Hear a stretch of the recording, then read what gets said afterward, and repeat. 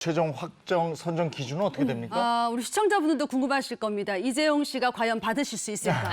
자, 지급 대상을 가르는 소득 수준이 올해 6월 부과된 본인 부담 건강보험료의 가구별 합산액을 기준으로 따집니다. 선정 기준을 구체적으로 알아보면요.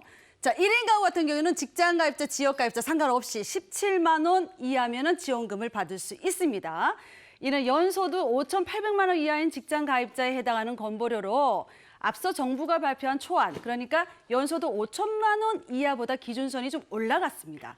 그리고 2인 가구 이상 같은 경우에는 직장 가입자는 20만 원, 지역 가입자는 21만 원. 4인 가구 같은 경우에는 직장 가입자는 31만 원, 지역 가입자는 35만 원이 되겠습니다. 네, 그리고 네. 재산은 적지만 맞벌이하면서 소득이 높은 그런 곳도 있잖아요. 이 기준 논란이 좀 있었는데 2인 이상 맞벌이 가구의 경우에는 선정 기준이 어떻게 돼요? 맞벌이 가구의 경우에는 외벌이 가구보다 가구원이 한 명 더 있다고 간주해서 기준표를 적용하게 됩니다. 이에 따라 맞벌이 가구 기준선을 살펴보면요. 2인 가구 직장 가입자는 25만 원, 그리고 지역 가입자는 28만 원, 4인 가구 직장 가입자는 39만 원, 지역 가입자는 43만 원 이하면 지급 대상이 됩니다.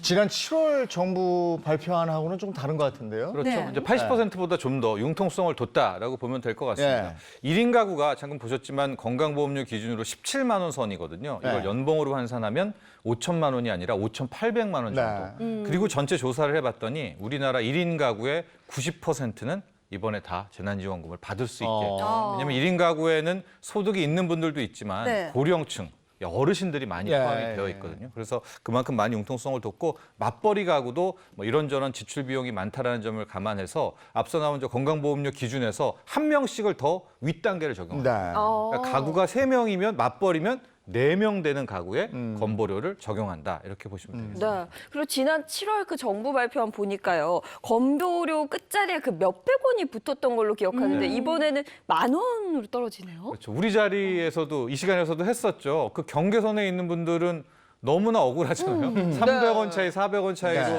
누구는 25만 원을 받고 누구는 못 받고. 받고. 그래서 이번에 올림을 적용합니다. 아. 만 원 단위 올림인데요. 가령 4인 가구를 보면 직전에는 건보료 기준이 30만 8,300원.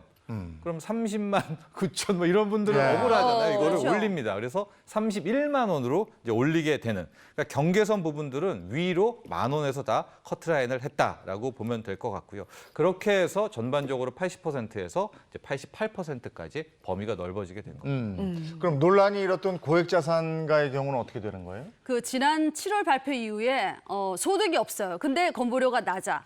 하지만 부동산이나 금융자산이 많은 고액자산가 같은 경우에는 월급쟁이 가구보다 어떻게 보면 유리할 수 있다는 그런 네. 얘기가 있었어요.